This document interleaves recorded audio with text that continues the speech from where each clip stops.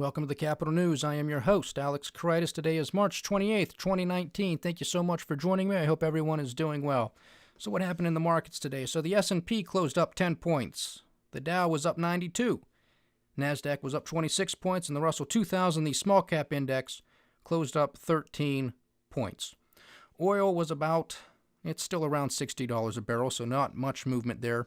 Gold, a surprise move to the downside, now sits at $1,295 an ounce, so it broke through that $1,300 an ounce level we were looking at. So we'll see if it continues to go down, if it starts to steady off, if it goes back up. What's going on here? Do we have a strengthening dollar?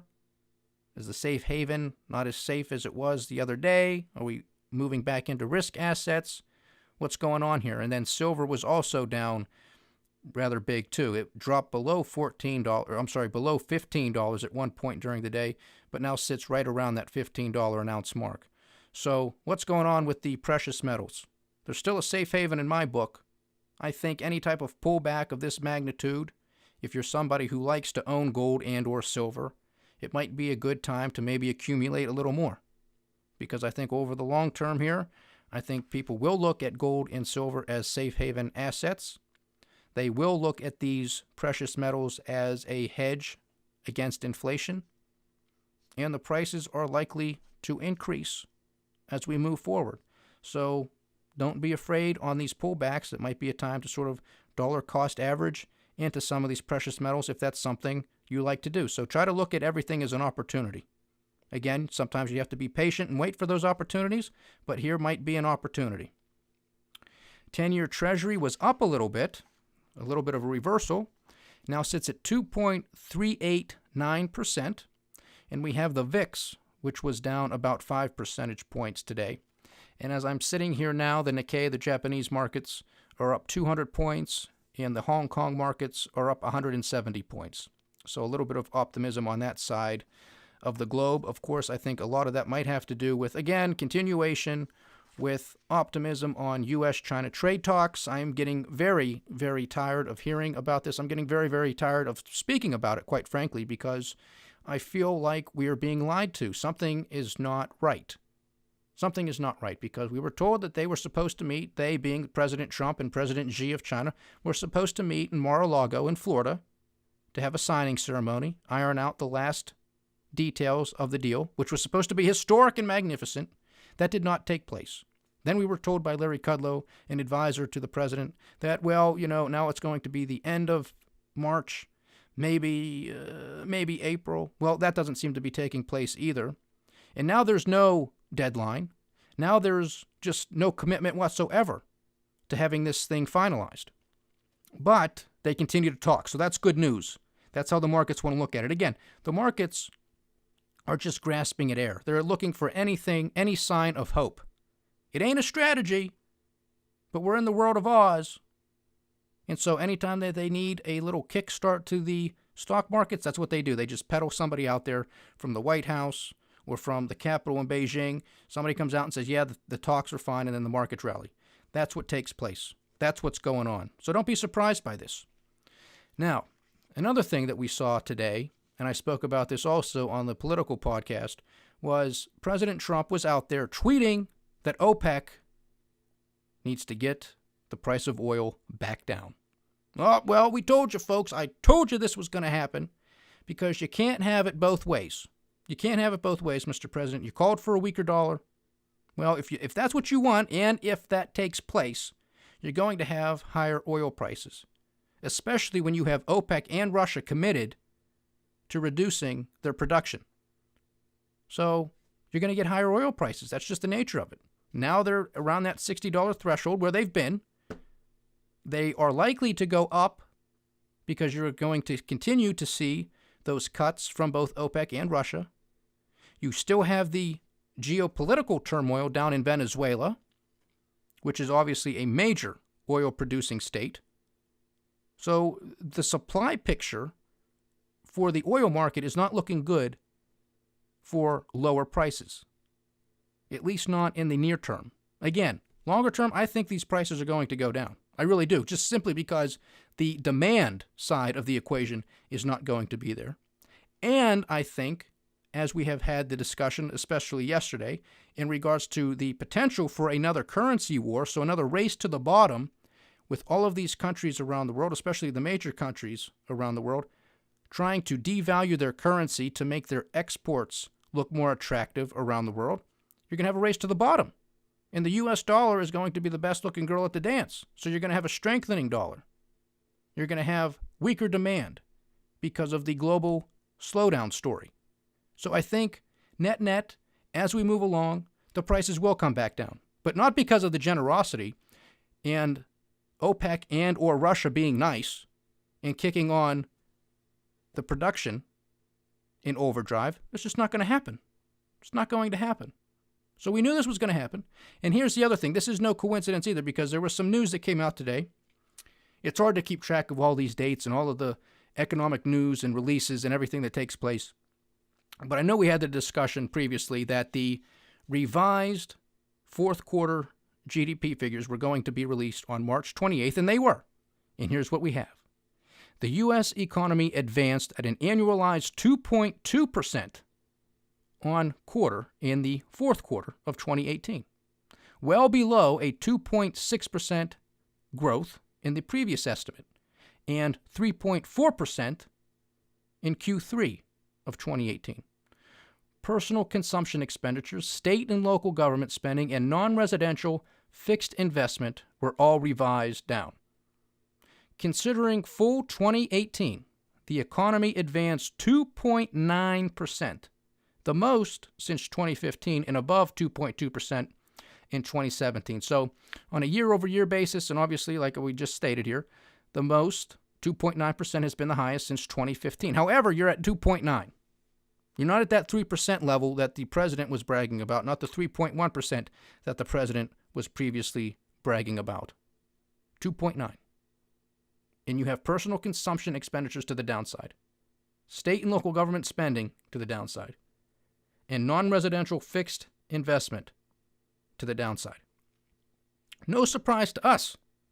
I mean, state and local government spending, I don't want the government spending money. I don't want them to have your money. So I really don't care about that, although it does have effects on GDP. Personal consumption expenditures, what you go shopping for? Well, we knew this was going down. People don't have money. They're extended on credit cards. 78% of Americans are living paycheck to paycheck. The vast majority of Americans, in the event of an emergency, couldn't come up with $400 cash. This is not a vibrant economy. This is not a strong economy. This is not an economic miracle. This is an economic disaster. People have to wake up and realize this. Face the truth. Face the facts and start solving the problems. Not talking about grandeur and how good things may or may not be. They're not good. I'm sorry to break it to you, but they're just simply not. You know it. You know it. President Trump became president because the people know that the economy is in bad shape. And they're hoping, which is what you do with presidential candidates. I mean, we give too much credit to these people, but they were hoping that President Trump could turn it around. Are there some things that he has done from an economic standpoint that has started to turn the ship around in the right direction? Yeah, on some things I do believe he has done a good job. And I think will continue to do a good job. But there are a lot of things that he hasn't done a great job on, and there are a lot of things that he doesn't even discuss. Or if he's asked questions about some of these topics, he just shrugs them off, doesn't want to deal with it. That's not leadership, and these are some of the biggest issues that we have to face as a nation. So I don't appreciate the dodging of the questions. You can't take the heat, get out of the kitchen. You knew what you were getting into. So I don't like the fact that we don't have a national conversation on these issues. You know, there's a lot of things that are discussed that need to be national issues, but that's what we tend to focus on. We were more interested in this Trump-Russia collusion story, which obviously you knew it was a witch hunt, I knew it was a witch hunt, but half the country didn't. Somehow they weren't looking at the facts. But then again, if they were watching MSNBC or CNN, they were being lied to for 2 years. Because they were pushing an agenda that the president was corrupt, that he was a puppet of Vladimir Putin, or somebody in his campaign and or administration were or are puppets of the Kremlin. Not true. It's not true. So now those people are disappointed. They've been lied to. I mean, everybody is being lied to. It's disgusting. It is a shame this world we live in where everybody so openly just lies to other people. I don't know how people can do this to each other, but this is the state of us. This is where we are, not just in the United States, but in the world. This is what we do. We can't have adult conversations and solve problems. We have to lie to each other and say everything's going to be fine, go further and further into debt, which only drowns future generations of any hope or prosperity, because that's all it does. It just brings forward future growth to today, instead of tackling the problems and dealing with some short-term pain. Now there isn't going to be any short-term pain. It's going to be long-term pain, because that's how long we have kicked this can further and further down the road. We have an economy growing at 2.9%. We have projections from the Federal Reserve, from the IMF, from the World Bank, from private banks, all going to the downside, not only for the United States, but for many developed countries around the world. To the downside.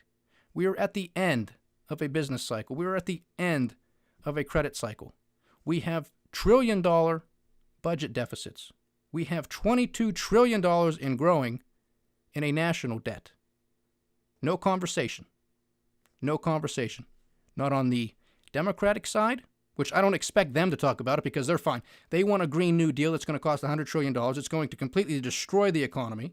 But hey, just print the money, they say. No problem. No problem. So they're not going to talk about it. They're happy with it being $22 trillion. And in fact, they want it to be even higher because they just want to give free stuff to everybody. That's their platform. That's what we're going to hear for the next 2 years. Some people believe this. Some people think that this makes sense. That too is a crying shame.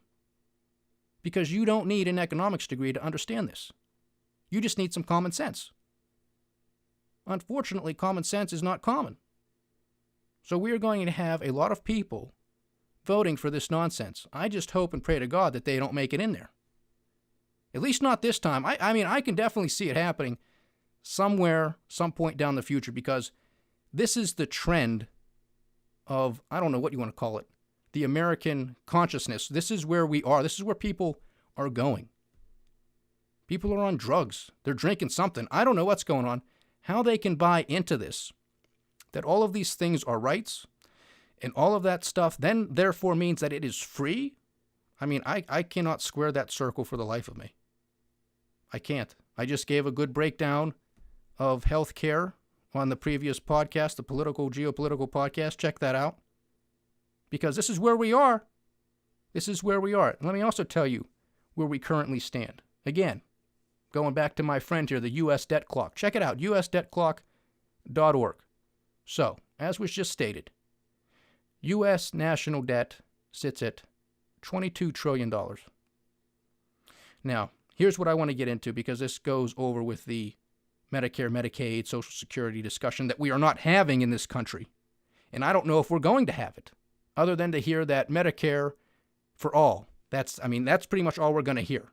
How it's paid for, they don't care. The people don't care, because there's no logical argument for it. It's just emotional. It's a right, therefore it's free. Therefore the government gives it to you. That is asinine, any way you look at it. But people believe this because they are not applying any sense of logic to it whatsoever. It's just emotional. We have a single mother. She's got 3 kids. What's she going to do? Well, we got to take care of her. The government's just got to give everything for free. There's no logic. There's no discussion. There's no debate. And now you have the president out there tweeting that the Republican Party will be the party of healthcare. No, Mr. President. The Republican Party should be the party that stands up and defends and protects the Constitution of the United States, that protects and defends and is a major proponent of free market capitalism. It should be the party that says, live your life how you want to live it. That's what the Republican Party should be about. The Democrats, they're beyond hope. They're lost. They're gone. They ain't coming back for a long time. That's how far off they are. So to think that the Democrats are somehow going to save this country, ain't no way. Ain't no way. I'm a libertarian. Why? Because the Republican Party gives lip service to a lot of the things that I believe in, but they don't show up to bat. They don't do it. They just give lip service. And I called BS on them a long time ago. and I'm not associated with that party anymore. The Democrats, you have to be a lunatic to be a Democrat. You have to be crazy. That's just how it is now. That's unfortunate because there are a lot of people, especially in the middle class, blue-collar workers. You got them blue-collar Democrats. They used to be fine. Now they just keep slipping and slipping further and further to the left. I don't know what got into them. I really don't for the life of me. But these are the type of policies that are going to be pushed very hard. They're all going to try to outdo each other. Crazy Bernie, Pocahontas, Spartacus, Kamala, you know the names. They are just going to want to outdo each other at every turn. So, when we look at the U.S. debt clock, what do we see? What do I want to talk about here? Well, if you look at the Medicare and Medicaid expenditures, it's over $1 trillion per year. Per year. Social Security is over $1 trillion per year. U.S. federal tax revenue is a little over $3 trillion. So just on these two programs alone, Medicare and Medicaid, if you combine them into one, and then Social Security, you're at over $2 trillion. So just on these programs, you're already at 2/3 of what this country brings in tax revenue. Over 60%. What else do we have to spend on? Well, we have defense, right? And we have the president out there touting and tooting his horn that, well, the first year I was president, we spent $700 billion. Then the second year, I got even more, $716 billion. Now, in the monstrosity of his budget for 2020, we have $4.75 trillion, and we supposedly have even more than $716 billion before, 5% above what the DOD, the Department of Defense, was even asking for. So in the course of 3 years, assuming that this budget gets approved, or of course we don't expect the whole thing to get approved, it never will be. The Congress has the control of the purse strings, and rightly so. But nevertheless, it will mimic rather closely as to what the White House put out. So you can imagine another $700 billion to the Department of Defense. So that's $700 billion times 3. That's $2.1 trillion over 3 years. Can anybody say military-industrial complex? Is anybody surprised if you go look at the stock prices of Boeing, Lockheed Martin, General Dynamics, Raytheon, everybody? I mean, just go look at the names. Go look at how they've performed over the past few years. They've skyrocketed. We're supposed to be draining the swamp. That's $2.1 trillion that we've gone into debt for to keep these companies up. Now, we're talking about defense here. Now, that is something that the government is supposed to be in charge of. Now, $2.1 trillion in 3 years? I mean, was the military that depleted? I mean, seriously? Was it? The other thing that I am somewhat concerned about is, typically, if history is any guide, when you have a nation building up its military, or at least spending that much money on its military, it's preparing for something. Are we secretly preparing for another war? What's going on here? I mean, I know you can make the argument, well, you want to have a military that nobody dare threaten. I get that. It's a good argument. Nobody should really argue against it. But the question is, you know, the United States, I mean, we've been at war somewhere for quite a long time now, especially with this whole war on terror. We're going on 20 years with this. No real end in sight.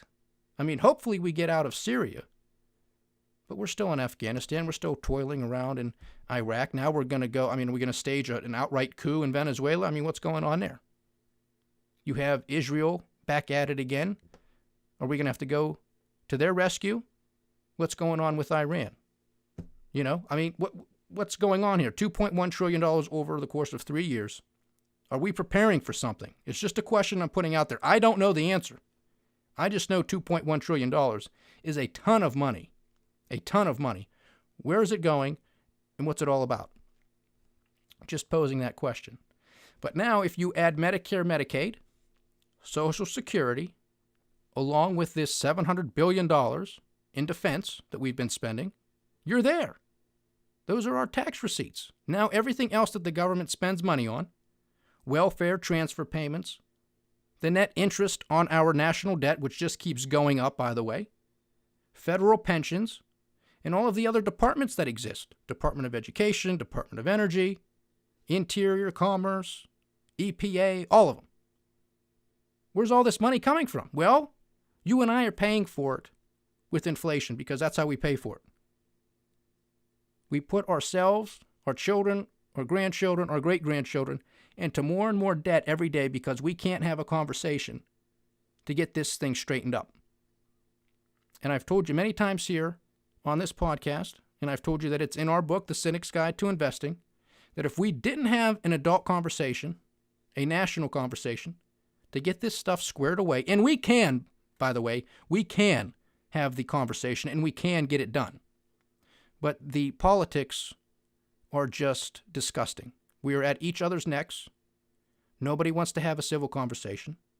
It's all about Trump, Russia collusion. It's all about obstruction of justice. It's all about destroying people and not building each other up. We continue on this path, there will no longer be a United States of America. And if one of the lunatics get in, it's game over. The only thing that would save us is some sort of revolution. That would be it. I mean, President Trump's election, whether you love him or hate him, I mean, seriously, that was a peaceful revolution because the country was saying enough is enough. Maybe a lot of people didn't like Trump, but they were like, you know what, the establishment has really screwed this country over. And Hillary Clinton, I mean, she was just a figurehead. She's been there. She has been the establishment for 30, 40 years of her life. So we're just saying no to that. And in walks Donald Trump. This can be a peaceful revolution. The establishment is fighting tooth and nail. That's why they've been attacking this man, his family, his administration, his campaign, to the degree that they have for the past 2 years. They want to destroy him because they know that that is a possibility, that this can be a peaceful revolution, that if the president is successful with some of his economic policies and with some of his social policies and with truly draining the swamp, that they're done, that the establishment is in a lot of trouble. They spend $4 trillion a year. Not since 1776, not since 1789, since last year. Every year. For a decade, we've been spending $4 trillion. That's a lot of money. You think they're just going to hand that over willy-nilly? Well, we lost the election. They're fighting tooth and nail. That's what we are witnessing. We've witnessed an attempted coup on this president. And now all of the rats and the cockroaches are coming out because the sunshine is starting to turn on them. And sunshine is the best disinfectant. So you have to buckle up.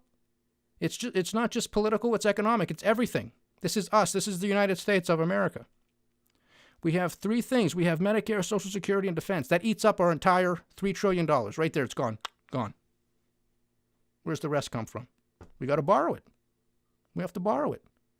And if we didn't have the Federal Reserve there to buy up this debt, our interest rates would be through the roof. And that's what will happen. And when that day comes, it's not a question of if, it's a matter of when that day comes. It ain't going to be pretty for anybody because you're going to have mortgage rates through the roof. You're going to have credit card rates through the roof. They're already through the roof. How that's even a possibility to have 22, 25, 27% interest is beyond me. I mean, that's loan shark interest. But you just watch and see because nobody wants to have a conversation. The president isn't even having a conversation on the national debt or on Medicare or on Social Security. But he wants to toot his horn for $700 billion in defense spending. I think we have to get our act together. And lastly, a few other things that I want to talk about, again, on the U.S. debt clock. Get this. This is just for a matter of perspective, okay? So let's look at assets and liabilities. So assets. We have small business assets at $13 trillion. We have corporate assets at $24 trillion. We have household assets at over $100 trillion. And then you add all this stuff up, and you have $138 trillion in national assets. Now, the debt clock does the division, and they say assets per citizen is over $400,000. Okay? That's the asset side of the ledger. Now, if we look at the liability side of the ledger, we have U.S. federal budget deficit, and this they calculate in what's called GAAP, GAAP, Generally Accepted Accounting Principles. So we talk about earnings season coming up, right? If you pay attention to earnings season on the markets and you look at these companies, they are going to report based off of GAAP, Generally Accepted Accounting Principles. This is the standard out there by which corporations have to do their accounting, okay? The federal government, of course, doesn't do their accounting that way. You and I have to follow it, but the government, no. However, if the government followed this practice, the U.S. federal budget deficit would be $6 trillion. $6 trillion. Not the $1 trillion BS that we're given, but $6 trillion. Social Security liability, $19 trillion. Medicare liability, $30 trillion. You add up all of this stuff, in addition with a host of a whole bunch of other things that the government owes on, the federal debt held by the public, federal employees and veteran benefits, you have $123 trillion in unfunded liabilities. Again, the U.S. debt clock does the math, and on a per taxpayer, not just per citizen, but per taxpayer, that is a $1 million liability per taxpayer. $400,000 in assets per citizen, $1 million liability per taxpayer. You have $1 million lying around? Because you could just give this to Uncle Sam and say, here, I'm done. Don't bother me anymore. Go home, take a nap, Uncle Sam. Leave me alone. That's not how it works, even if you had $1 million. This is disgusting. I told you, we have young people getting out of school. They have $1.5 trillion in student debt. What's their future going to look like? They can't afford to start a future. I mean, some stories you have, you go back and you say, oh, son, when we started, your mother and I, we had nothing. These students, these young people are worse than nothing. They have debt. Mom and dad 30, 40 years ago, they had nothing, but they didn't have debt. They didn't have debt either. The young people coming out of school, they have debt. I mean, this is generational. I'm telling you, lost generations, the demographics, the whole story. We will continue this story because it ain't going away. And you have to be prepared. And you have to put all of the pieces together. The demographics, the government spending, the debt, everything is a huge piece of the economic puzzle. And it is not painting a pretty picture. I wish I could paint you butterflies, rainbows, and unicorns, but that's not what we have. I could do it, but then I'd be lying to you, and I'd be lying to myself, and I will not do that. Thank you so much for joining me today, ladies and gentlemen. It has been a pleasure having you. As always, please like, share, subscribe, get the word out, help this channel grow. We need to educate as many people as possible and prepare them for what is coming. This is the Capital News. I am Alex Karitis. Godspeed.